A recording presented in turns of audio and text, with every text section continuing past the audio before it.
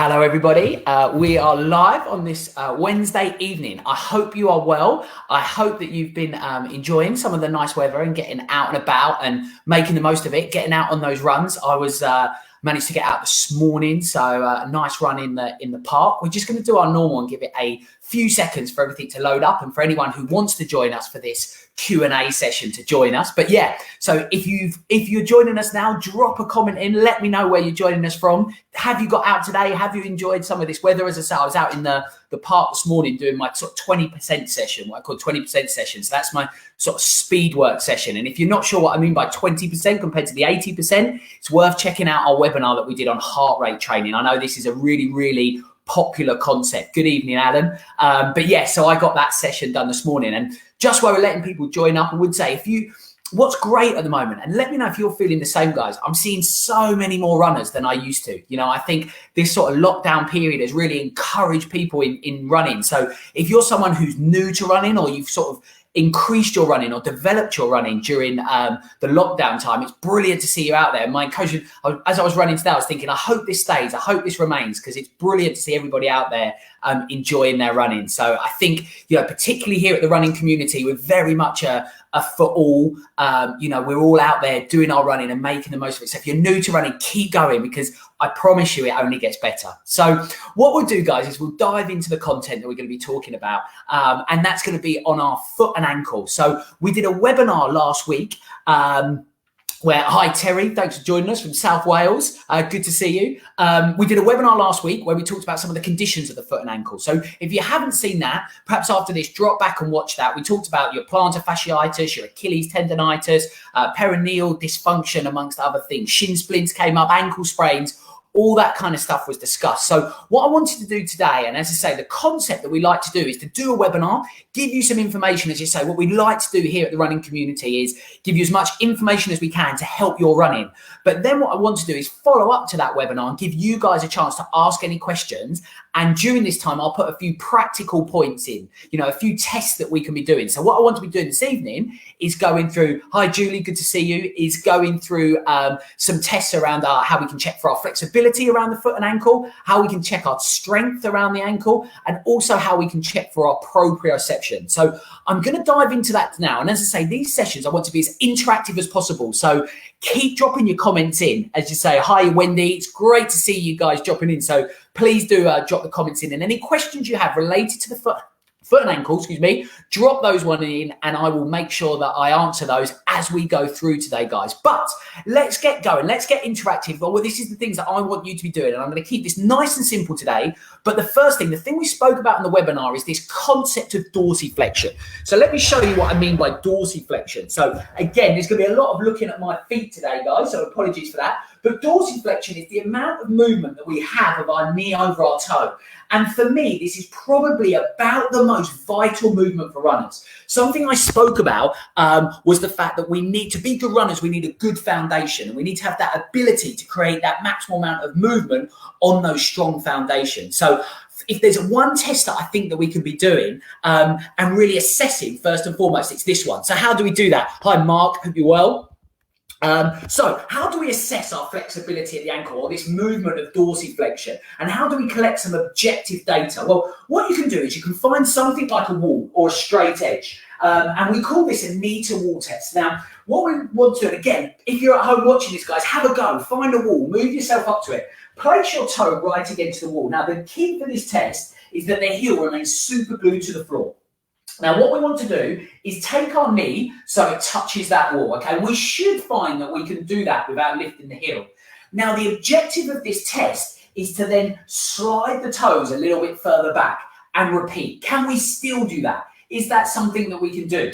Slide a little bit further back. And what you'll find, at some point, you'll lose the ability to keep the heel on the floor. And in order for the knee to touch the wall, you're going to have to lift that heel. So what we want to be doing is working out how far away from the wall we can get. And we're looking for about 8 to 10 centimeters for that to be something that we're happy with.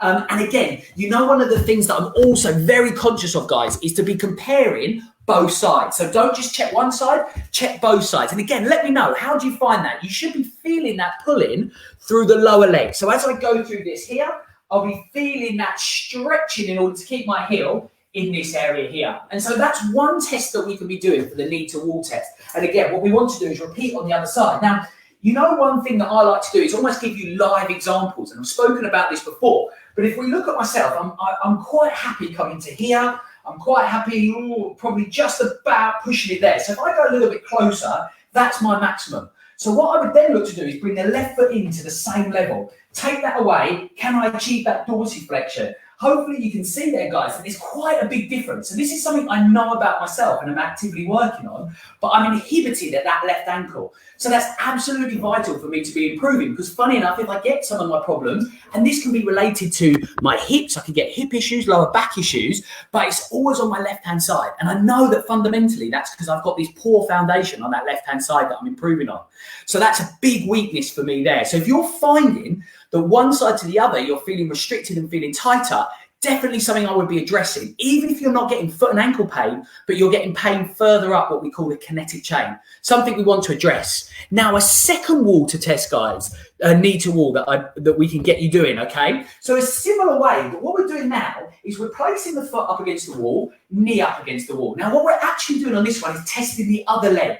And this really focuses now more on our gastroc muscle, our gastrocnemius muscle, what you might traditionally know as the calf muscle. Because what we want to do, keeping that front knee in contact with the wall, is slide that foot backwards. And again, what we're looking to see here is we'll get to a point, so that's where I hit. I feel a huge stretch now through my calf in order to keep my heel on the floor. I can't go any further. So that's the distance that I can compare. Now, again, I can compare that onto my right-hand side, so that stays there. And again, you might be able to see, guys, I get to about there. So it's a distinct difference for me. I'm much freer through that right-hand side. So it's, again, leading me to things that, in terms of if I want to be working on my stretching program, I need to be encouraging more flexibility into our calf stretch, which is a classic one is here on this stretch, but also one that's often missed around the foot and ankle is this lower muscle called our soleus muscle. So in order to do this one, we just get into this position. So let me show you that again, guys. There's the straight leg stretch here, keeping our heel on the floor, and then a bent leg stretch. And just see, have a go at that and see if you can feel the difference. With this second stretch, this bent leg stretch, what we should be feeling is the same area, but almost a little bit lower, as you're stretching out this soleus muscle. Another one of what I often call those forgotten muscles that we might ignore a little bit. We're perhaps better at the old sort of leaning against the wall and doing that stretch, but this one here. And even more forgotten about was a muscle that I spoke about last time, which was called the tibialis posterior muscle. And just mention this muscle for a second, because I spoke about this in the webinar, but this is one that I always find interesting for us runners, because in clinic, it's a big common injury we see, but pretty much exclusively to runners. We don't tend to see it in other sports. And this muscle is a deep calf muscle running. You can feel it on the inside of your leg. So if you feel your main shin bone, drop your fingers onto the inside and you're in this shin area and almost go in between the body of your calf muscle, the bulk of your calf muscle and the shin, and you might feel another muscle underneath. That's your tibialis posterior.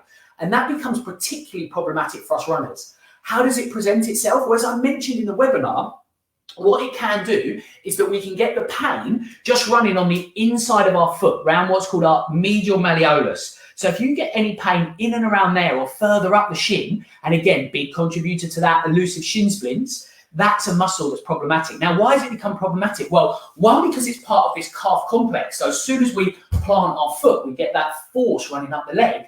But secondly, we don't often stretch it because we don't know how to stretch it.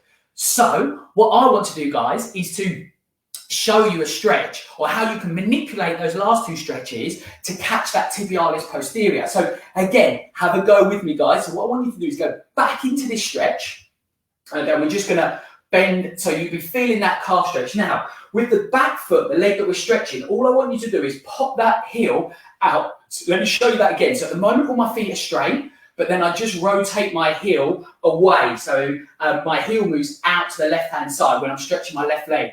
And you should feel that stretch slightly more on the inside. And that's a nice way of grabbing that tibialis posterior. You can also do the same off the bent leg. So that's the soleus stretch. And when we're stretching the calf and the soleus, we want all our toes in a nice straight line. Now what I do is simply shift that heel out and I feel that move in the same area, but more into the inside. So that's a way of grabbing that tibialis posterior. Hope that makes sense. Let me know if you're feeling that one, guys, and how you're feeling it. So firstly, Vanessa, good morning from New Zealand. Fantastic you joining us there. Hope the weather's nice and stuff over there for you guys. So a question here from Terry, which is a great question. So just want to bring this one up to answer. How important is the soleus muscle in stopping foot problems?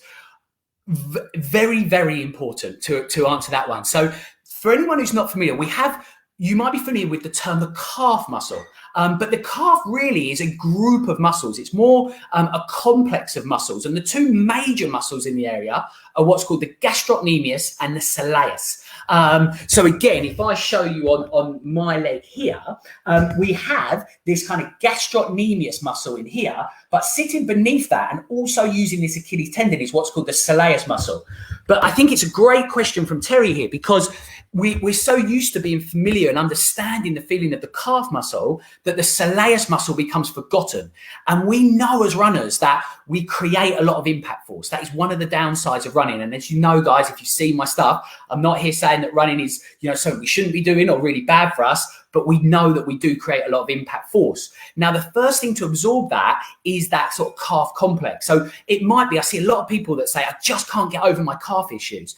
And so we go into a calf test, calf feels fine. I do this stretch all the time. And I say to them, let me just change that stretch and bend both legs this time. Bang, they instinctively get a problem because they've spent all their time stretching the gastrocnemius muscle and not the soleus muscle. So if you are getting problems, particularly in and around the Achilles tendonitis, because the soleus uses that Achilles tendonitis, it's vital that we're using, that we're stretching out both of those muscles. And that goes for conditions like plantar fasciitis as well, because that's almost, as I said in the webinar, a secondary injury off the results of other dysfunction. So fantastic question, Terry, and I hope that helps to answer that.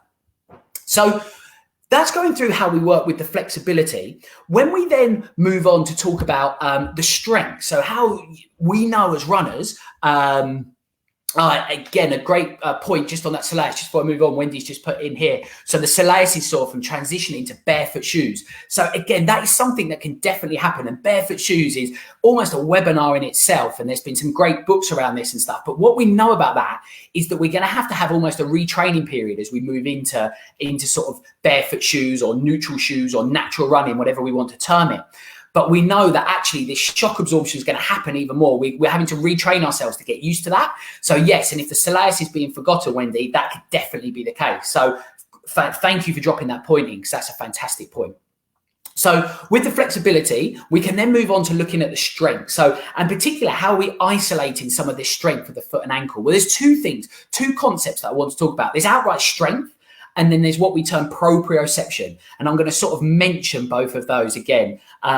So yeah, sorry, just noticing Wendy's commenting about like starting again. To a certain extent, Wendy, I take your point. It might feel like starting again, but all the benefits that you have already from your running career and all the reds and things that you've done will be helping out with that. So it's going to be an easier transition than completely starting again, if that helps.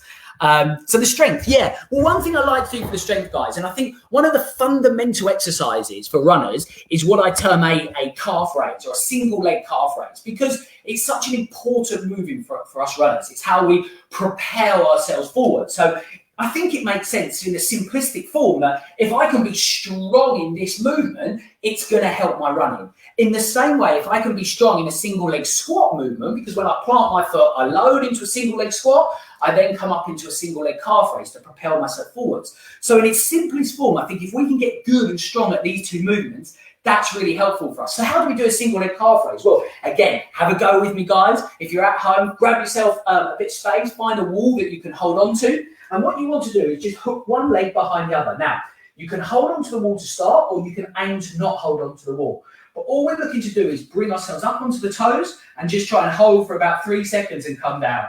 And we typically look to be doing at least 6 repetitions of these, moving our way towards 10 or 12 repetitions. And what we look for as we go through, guys, is one, does that bring on any pain, any problems? How stable do we feel as we go through this movement? And then, as ever, we're comparing it to the other side. So straight away, does one side feel stronger than the other? But what I would encourage you to do is work your way up to 10 or 12 reps. And then the key factor you're looking for is, Do you fatigue on one side more than the other? Do you find yourself tiring it out? Does it become a more difficult exercise? Because that will be telling us that that we're slightly weaker on that side. So again, if I could encourage you to really work on one exercise around the foot and ankle, it would be doing the single leg calf raises. However, on top of that, I should say, when it comes to strength, we have this other concept that comes into its own on the foot and ankle. And that's what we term proprioception. You might have heard this term, you might not have. But again, essentially, put in a more simpler form, it's your balance, okay? And the amount of balance we have. Now, again, something I classically see in runners is that we might have a lack of proprioception on one side. So how can you test your proprioception? Well, again, I want you to have a go with this with me, guys. We're just going to stand. Firstly, nice and simply, we're going to stand on one leg. And we're just going to hold our balance, okay? And again, we're aiming for 10 seconds. You relax, and then we're going to change it onto the other side. And what we're looking for, can you hold nice and steady? Do you find yourself wobbling? Is it difficult to balance? And this is our first indicator of testing our proprioception. Secondly, what I want you to do, I'm going to hold this for a few more seconds. We're going to go back onto the first one. And what we're going to do here now, you can't see me on camera, but I'm about to, in 3, 2, 1, close my eyes. Okay, you might see that I start to shake much more. Okay, and I want you to have a go at this home. You might want to be close to a wall to support yourself, but that is a much better and a truer indication of your proprioception. Now, we know that my left ankle is weaker, so you have to think about this one a little bit more. But all I'm going to do is just close my eyes in 3, 2, 1. And suddenly that becomes I can feel those ankle firing. You should feel those twitching away. So why is that happening? Why is this important, this ability of proprioception? Well, proprioception is controlled by our ankle ligaments. That is something that really helps us with balance. But we can also have other measures that help us to balance. So things like our vision, having a look at something will help us. Holding onto a wall gives extra stimulus to the brain to support us. But once we take those things away, so by closing our eyes and taking away the vision, we get a true test of our proprioception. Why is it important for us runners? Well, it's important because if we haven't got that ability to balance, so again, if you imagine I'm just going through my running stride, if I plant a foot and I don't have the ability to hold my own balance or have good proprioception, something else is going to have to keep me stable. And that's going to mean that all these extra muscles around my foot and ankle are going to be working twice as hard.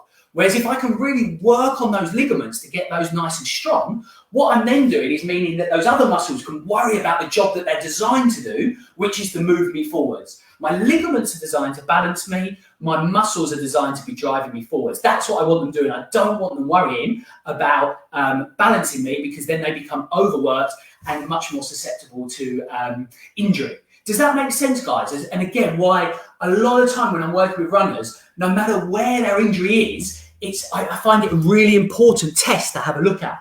Now, the other thing that you can look to do to test this out is grab something that's going to be a balance challenge. So I've just got a cushion here, guys. Now, again, what we can do is we can stand off of the cushion and hold our balance, and then we can compare as we move onto the cushion. Now, you'll suddenly feel that becomes much harder because we're on an uneven surface. And again, it might be why you find it more difficult when we're out perhaps trail running, or we're at the park where it's slightly more uneven surface. But this is a fantastic thing for us to work at home in our rehab under a more controlled setting, so that we can be really targeting the right areas, and that's the ligaments around there. We can then combine all those things and close our eyes. So now I've got a balance challenge and I've got no help from my vision, so it all comes onto my ankle ligaments, and it's one way of making the ankle stronger. Another way, taking the cushion, is to almost go through the running motion. So an exercise that I like to give to people is, say, place the cushion in front of you as I have now, and literally step onto the cushion and lift the leg through and come back, and then compare to the other side, step and lift through. Do you have the ability to control and hold that movement as strong on one side to the other? So that's just a couple of ways of working your proprioception, guys. Sorry, guys. Working your proprioception as well as your strength, and why I think it's so important. Does that make sense? So just seeing some comments coming in here. So Vanessa's asked a great question here. So pre-run stretching. Love this question, actually. And no, not exclusively to the foot and ankle, but I think it's a great one for us to cover here, guys. So you don't warm up much prior to the runs for longer distance. What are my thoughts on pre-run stretching? Well, as we spoke about stretching, great question. I'll answer this one. So when it comes to stretching, put in its most simple form, there are two types of stretching. Okay, we have what we call static stretching and we have dynamic stretching. Now, static stretching is what I've kind of been talking about today. When we take a muscle, we lengthen its position and we hold that for 30 seconds. Does that make sense? Dynamic stretching is where the clue's in the title, I suppose. It's much more dynamic. We take a muscle through range. So let me show you some typical exercises that you might see are these type of things, where we're looking just to lift the leg up, or we might be looking to lift up and turn our leg out. These are types of dynamic stretches. So in terms of my thoughts around pre-run stretching, well, in terms of the stretching that you should be doing pre-run, in my opinion, this should be dynamic stretching if we're doing stretching at all. Now, let me explain that a little bit, because I'll be honest, I would be slightly hypocritical if I said that I did an amazing pre-run stretching routine. One of the advantages I think we have in running compared to other sports is that we almost can do a warm-up as part of our competition.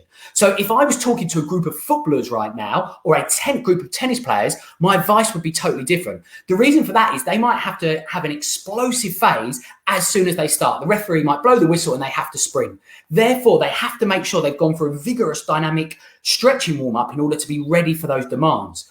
One of the advantages of running is that we can ease into that and we can slow our way into a run. But having said that, should we be doing stretching before? Yes. Dynamic stretching will help. It will warm the muscles. It will prepare the muscles for about what they're about to go through, and it will increase the blood flow to the area. So yes, it is helpful, but I would be slightly hypocritical if I sat there and said that I spend half an hour doing a mobility routine before my long runs, because I must admit I don't. I go through a few mobility stuff as I'm sort of preparing my drinks and grabbing stuff that I need, and then I do go through it easing in, particularly my long runs. Again, I mentioned we've spoken about our heart rate training, so I'm actively looking to go a little bit slower anyway. So, however, what I would say though is the post-run stretching routine I believe to be vital. So this is where we're going into static stretching, and if we think about this, if we've gone out and done our long run, and what we're looking to do there is really sort of work these muscles to their max, so they've become into this short and tight position. That's when it's important that we're slowly stretching those back out. And by doing the static stretching, when the muscles are warm, we're going to have our greatest benefits as well. And then just to pick up, because Jason's picked up on this point here. So used to stretch for runs, but since stopped stretching, a much slower warm up, I've stopped getting niggly pains in my calves. So actually, I hadn't seen your comment, Jason, before answering, but probably follows a little bit to my view as well. So thank you for putting that, because that's really helpful. I think we can ease into running. I mean, again, let me know if you're like me, guys. The first 2 or 3 miles of a run, I always think of the worst. They're always horrible. I can go out for a half marathon and I much prefer the next 10 rather than the first 3. And sometimes I'll be a mile or 2 in and I'll be thinking, just not feeling it today. Legs don't feel great. But my mind speaks to me and says, give it to 3 miles before you make any decisions. And that's why I think that's what we're going through. We're going through that slow process of the warm-up. We're encouraging a blood supply to the area. We need to take a little bit of time to get going. So I'm not saying don't do it, but if you said to me, I've got half an hour to stretch, should I do it before or after? Half an hour might be a bit ambitious, but if you a period of time to stretch before and after, I would say after for the reasons I've explained. But if you are doing mobility stuff to warm up, guys, again, good. I do bits, but not as detailed as my post run. So again, and Terry's just said there, need to work on your left foot because your right foot is stronger than left. Brilliant feedback. And that's the thing, as I say, we need to be testing both sides because that's how we highlight our weaknesses.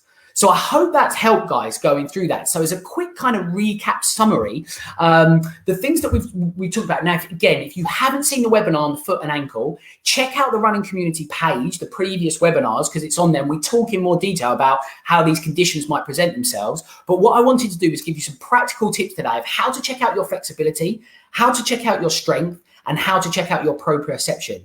Now, if you want reminding of this, guys, you'll see scrolling across the bottom, and I think in the notes we link to it. We do have a free page with a free ebook, on it running, and it has videos of all these things and stuff because I believe this to be so important. So if you can take one thing from today, I would say that process of dorsiflexion, knee over the ankle, is vital for us runners. So go and assess it. If you're restricted, go and work on it importantly. So yeah, Terry's just put in here a really good point before I finish, guys. Thank you for that. And again, if you've got any questions while I'm answering this, guys, feel free to drop them in now and I will grab them before we finish. use a balance board to find useful. Really good point about a balance board. So essentially, how do we make exercises more difficult in general, guys? Well, we can do it in a few different ways. We can add speed, we can add weight, or we can add a balance challenge. So if we think about it in that way, any exercise, we can make it more difficult in that way. So if I'm doing a bicep curl, for example, I can do it quicker, or I can add more weight. That gives me a balance challenge. A press up, okay, so I want to make my press ups more difficult. I can do them quicker, which might make them more difficult. Depends actually making them so it does. But what I can do is do my press ups by having both my hands on a cushion. Then all of a sudden I've got this balance challenge that makes them more difficult. Now, a good example of that, and to reiterate Terry's point, is you probably remember a while ago, the sort of forced vibrating platforms became really popular in gyms. And they said, look, if you're doing squats, go and do them on a vibrating platform because you'll get much more bang for your buck. As predicted, that's kind of died out a little bit, but they were taking that concept of adding balance to the exercise to make it more difficult. So again, just for Julie's had a good question here. What is a balance board? Good question. So a balance board, or we also have wobble cushions, which are something very similar. Again, we have these in our clinic. My apologies that I'm not coming to you from the clinic today. We just have patients and things in there at the moment. The schedule's a bit hectic. But a balance board is a board that creates a balance challenge. So they're normally circular, and they might have like a half dome type structure underneath. That means when you stand on them, you have to work to keep your balance. And they are really exclusively looking at improving that proprioception that we spoke about. Another concept is a wobble cushion, which is just an inflatable cushion. And again, you can pick these things up fairly cheaply, guys, in places like Amazon. But again, as I say, I replicate wobble cushions for people by using a pillow, by using a cushion. It's all exercise, all pieces of kit, designed to make the exercise test your proprioception. Again, does that make sense, guys? So yeah. And again, Vanessa, thank you for your comments here about being weaker on one side. My prediction is that quite a lot of you might find that you're weaker on one side. That's the norm. But as I say, that's something then that's great information for us in our running journey to then, okay, are we weak in it? Are we tight in it? If we're tight, we want to add flexibility work. If we're weak in it, we want to add strength work. If we've got poor proprioception, we want to add balance work. And then retest, give it a period of time, work on that, small chunks, I believe strongly in little and often, 5 minutes bits of work each day to address that, retest a week later, retest a month later, see your improvements, and then also notice your running improving, notice your pain going down. So yeah. Brilliant, guys. Just seeing those comments coming in. Thank you, Julie. Thank you. As I say, these sessions are all about making them as interactive as possible. So that's great, guys. I've really appreciated all your comments going in. If you're watching this on a replay, by all means, drop a comment in and I'll see it and I'll look to come back to you guys. Or feel free to reach out to me. As I say, we have the page. You can, you'll see our contact us section on there. Any questions you have, please do feel free to reach out to me. I hope that was helpful, and carry on enjoying your running. Coming next, guys, just to make you aware, as I say, the series that we're looking to do is have a webinar educating you around injuries and concepts, and then have these follow-up Q&A sessions. So the next thing is going to be around the back, and in that, I'm going to incorporate core stability. So thank you, Wendy. I look forward to seeing you all soon, guys, and happy running.